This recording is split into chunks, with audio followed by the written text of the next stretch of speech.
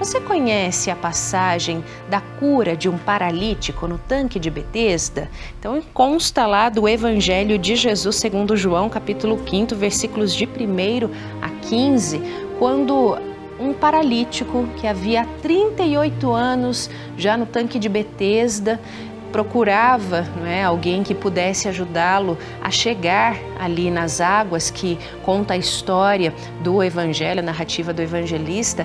As águas eram movimentadas por um anjo e quem chegasse ali primeiro era curado do que tinha fisicamente ou espiritualmente. Mas aquele paralítico não conseguia chegar até ali.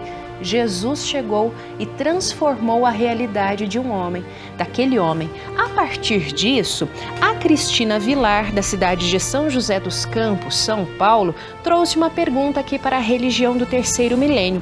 Por que Jesus pergunta se o paralítico desejava ser curado? Porque é o que Jesus traz aqui nesse relato no versículo 6. Queres ficar curado? Então, a Cristina quer saber aqui, por que Jesus pergunta se o paralítico desejava ser curado?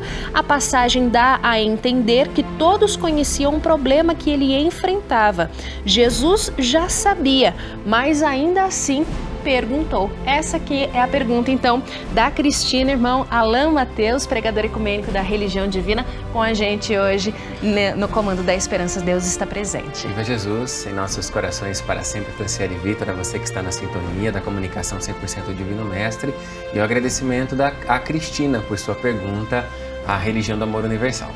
Muito bem, então qual vai ser aqui o esclarecimento para ela, irmão Alain Mateus? Sim, Cristina, é interessante que Jesus sempre vai respeitar o nosso livre-arbítrio, não só no sentido de perceber aquilo que se passa em nosso íntimo, em nosso interior, nas nossas vontades, mas ele vai dar a oportunidade de manifestação. Como deu a esse homem que fora paralítico a oportunidade de manifestação daquilo que ele almejava. Porque o Divino Mestre depende dessa sinalização espiritual, depende dessa permissão da nossa parte para que ele possa atuar em nosso próprio benefício, seja espiritualmente, moral ou materialmente em nossa existência. Tanto que no Apocalipse Redentor do Cristo de Deus, segundo João, capítulo 3, versículo 20, na carta de Jesus à igreja em Laodiceia, e esse versículo está transcrito pelo escritor Paiva Neto na página 358 do livro Somos Todos Profetas, nós temos esse ensinamento importante do profeta divino ao afirmar: eis que estou à porta e bato. Se alguém ouvir a minha voz e abri-la para mim, entrarei em sua casa e cearei com ele, e ele comigo, fechar aspas. Então Jesus não força a entrada, ele bate a porta, ele chama, mas ele espera que nós abramos, ele aguarda a nossa iniciativa espiritual em ouvir o chamado dele. E como é que nós podemos manifestar essa sinalização? Essa permissão espiritual para o Cristo de Deus atuar, ou abrir a porta para ele poder intervir beneficamente em nossa destinação espiritual. Aí ele vai dar a oportunidade da manifestação da nossa própria vontade, de manifestarmos o nosso espírito de decisão, a nossa perseverança no bem, a nossa fé realizante, que é a fé ligada às boas obras, aos bons frutos que a gente vai construir a cada dia.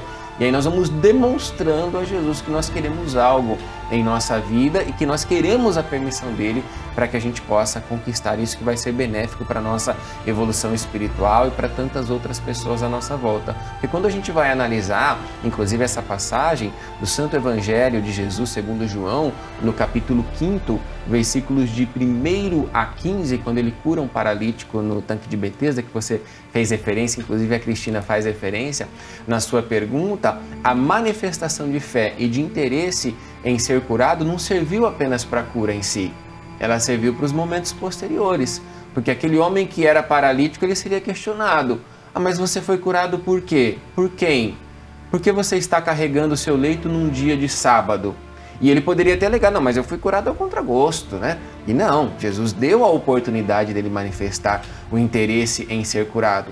O próprio Divino Mestre exige dele uma postura melhor, quando o encontra novamente no templo em Jerusalém, ao dizer: olha, que já está curado, vai, não peques mais para que não te aconteça coisa pior. E aí ele também poderia alegar para Jesus: ah, mas eu não pedi para ser curado. Não preciso seguir nada melhor na minha vida. E, no entanto, ele havia manifestado. Jesus havia ofertado a ele a oportunidade realmente de manifestar o interesse em ser curado. Então, aquilo exigiria dele o quê? A partir da cura?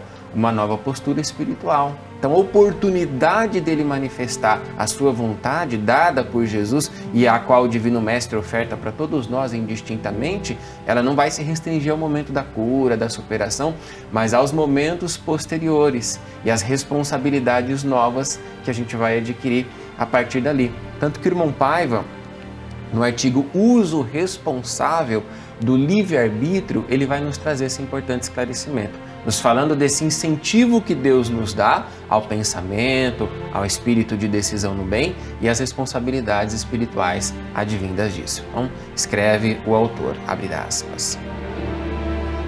O ato de pensar é incentivado por Deus, de forma que cada um receba com amor fraterno e justiça, de acordo com as suas próprias obras, por intermédio das vidas sucessivas. É por isso que ele, quando nos privilegiou com o livre-arbítrio, igualmente nos instruiu com o sentido de responsabilidade, do qual, para o nosso bem, não podemos abrir mão. Pensar é fundamental, amar é divino. Escreveu Salomão, sábio rei de Israel, em Provérbios, capítulo 1, versículo 7, abre aspas. O respeito ao Senhor é o princípio do saber, mas os loucos desprezam a sabedoria e o ensino, fechar aspas. Então aqui o irmão Paiva não só está fazendo referência ao ato de pensar e de manifestar esses pensamentos, ser estimulado pelo Pai Celestial, mas também o sentido de responsabilidade, das consequências advindas disso. E é importante também termos o amor. Pensar é fundamental, amar é divino, para que a gente possa sublimar todas essas oportunidades divinas de grandes conquistas e de novas posturas a partir dessas conquistas que a providência divina estará ofertando. E para que a gente consiga conquistar uma maior parceria com os nossos amigos da espiritualidade superior que representam Jesus aqui junto de nós no planeta Terra, esses amigos dentro da revolução mundial dos espíritos de luz na quarta revelação, a religião divina, nos ensinam que a gente precisa ter pedidos claros, pedidos objetivos, porque eles precisam ter certeza daquilo que nós queremos. Então Jesus quer que a gente manifeste essa certeza para poder realmente empreender tudo aquilo que está ao alcance da providência divina para nos ajudar a vencer qualquer situação em nosso caminho. E a respeito ainda do que Jesus dá a oportunidade de manifestarmos esse livre-arbítrio, nós vamos aqui agora ao livro Reflexões sobre Jesus e as suas leis, na página 87, dentro do título O Cristo é pela Democracia, onde nós temos essas palavras do irmão doutor Bezerra de Menezes, Espírito. O livre-arbítrio realmente funciona. Às vezes, espíritos mais elevados questionam os de envergadura ainda maior na hierarquia divina, por que não criarmos um sistema ditatorial para o bem? Um sistema planetário ditatorial em benefício das próprias populações, uma vez que as criaturas disciplinadas no convívio fraterno e solidário seriam requisitadas aos planos mais altos de ações mais concretas. Jesus poderia até ter agido de maneira ditatorial, eu quero que você seja curado, sem dar a ele a oportunidade de manifestação da sua vontade. Mas olha o que o Dr. Bezerra de Menezes vai dizer aqui, qual é a resposta do Cristo quando essas requisições chegam espiritualmente ao coração dele. Mas o Cristo responde que ele é pela democracia, pela responsabilidade individual, desenvolver a responsabilidade pessoal e coletiva. Aí está a grande missão. Então é por esse motivo que Jesus vai trabalhar e que trabalharemos e trabalhamos juntos, né, com o Divino Mestre, pelo desenvolvimento da responsabilidade pessoal e espiritual a partir do bom uso do livre-arbítrio e da responsabilidade realmente desse uso, das suas consequências, a partir de uma realidade benéfica, construtiva, melhor para nós e para todos os nossos irmãos em humanidade. Estudar o Santo Evangelho de Jesus é magnífico, é muito bom a gente entender, compreender as lições de Jesus. Por isso, esse espaço da Academia Jesus, o Cristo Ecumênico ou Divino Estadista, onde você sempre pode mandar as suas dúvidas, como fez aqui a Cristina, 998318195, ou se você nos acompanha pelo YouTube, é só deixar nos comentários desse vídeo a sua dúvida, que a nossa equipe vai também buscar essa dúvida para responder a você. Irmão Alain Matheus, muito obrigada pela participação com a gente hoje aqui nesse momento. Eu que agradeço a oportunidade e a Religião Divina sempre à sua disposição, aqui na Comunicação 100% Jesus, nas igrejas ecumênicas, nos estudos bíblicos, online, ecumênicos.